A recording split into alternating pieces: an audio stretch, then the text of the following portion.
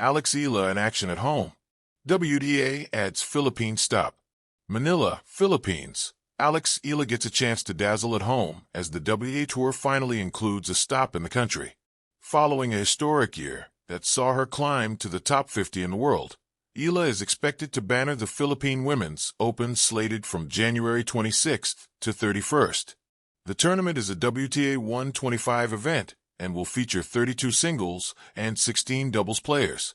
But there is a possible schedule conflict for Eala, as she is also scheduled to compete in the Australian Open, the first Grand Slam of the year that will run from January 12th to February 1st.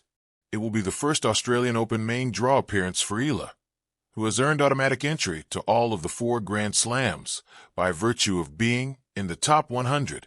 Eala never made it past the first round of the Australian Open qualifiers in 3 tries, losing to Croatia's Jana Fett last year. That early exit, though, followed a meteoric rise as Eala reached the semifinals of the Miami Open, becoming the first Filipina to do so in a WTA 1000 event, and she cracked the top 100 for the first time.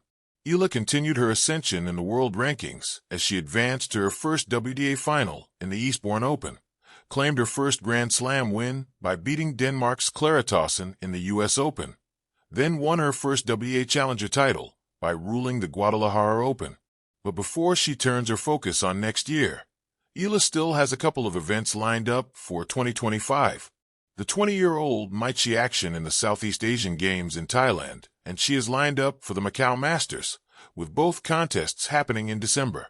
The light over Manila Bay was a soft gold when Eala stepped onto the newly unveiled center court at the Longo Sports Complex, a venue built for one purpose and one purpose alone: to host the first-ever WTA tournament in the Philippines. The country had hosted countless boxing bouts, world championship fights, and basketball rivalries that turned streets into arenas of their own.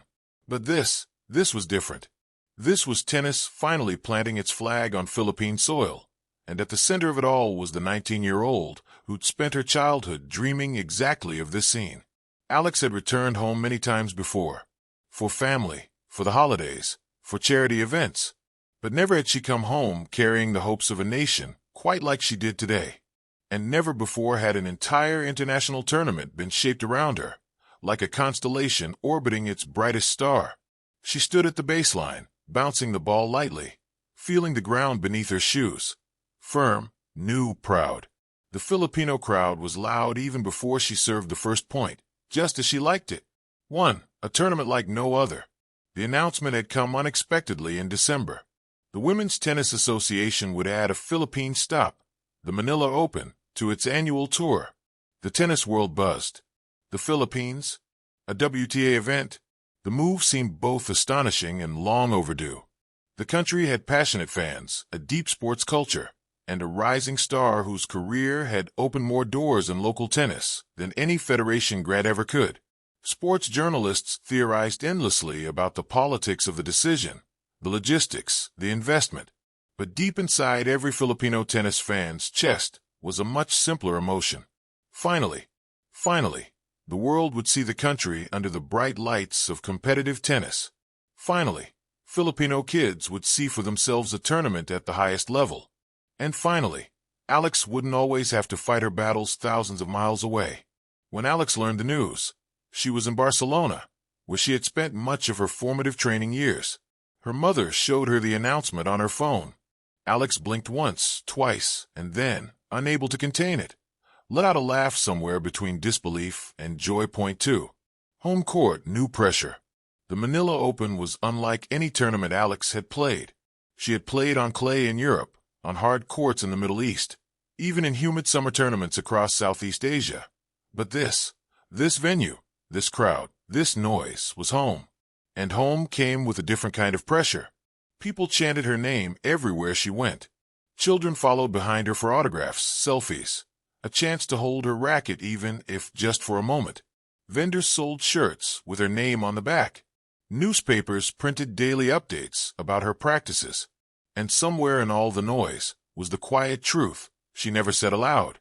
She didn't want to disappoint anyone. In the days leading to the tournament, the Philippine sun seemed to shine just a little brighter, the humidity a little thicker, Her practices were intense but steady. In the evening she'd go home, eat dinner with her family, help her little brother with schoolwork, and try, though she rarely succeeded, to ignore the growing swarm of updates online about the upcoming Manila Open. Her mother watched her one night, noticing her finger tapping rhythmically against the table. "You're thinking too much," her mother said. "I'm thinking just enough," Alex replied, though she wasn't entirely sure. Her mother smiled. "You trained for years to play the world's best. Now they're coming to you. Let them worry." That night, Alex slept easier. Free opening day. Those who camped outside the arena overnight expected chaos when the gates opened. Instead, they witnessed something almost ceremonial. People in line humming in excitement, street vendors preparing banderitas in Filipino colors, volunteers ushering fans with smiles wide enough to rival the billboards of Alex plastered along the highway. Inside, there was an energy that made even the foreign players feel they were entering sacred ground. The stadium filled, the sun dipped slightly behind the clouds, and Alex walked toward the court wearing a navy blue kit with subtle accents of red and gold. Not quite the flag, but close enough that people noticed and roared. Camera shutters fired like rain. A little girl in the stands held a sign.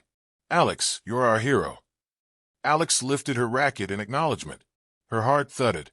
But when she stepped back to the baseline to begin warm-ups, something shifted inside her. The noise faded. The arena, the cheers, the banners, they melted into the background until there was only the court, the ball in her hand, and the rhythm she had practiced her whole life.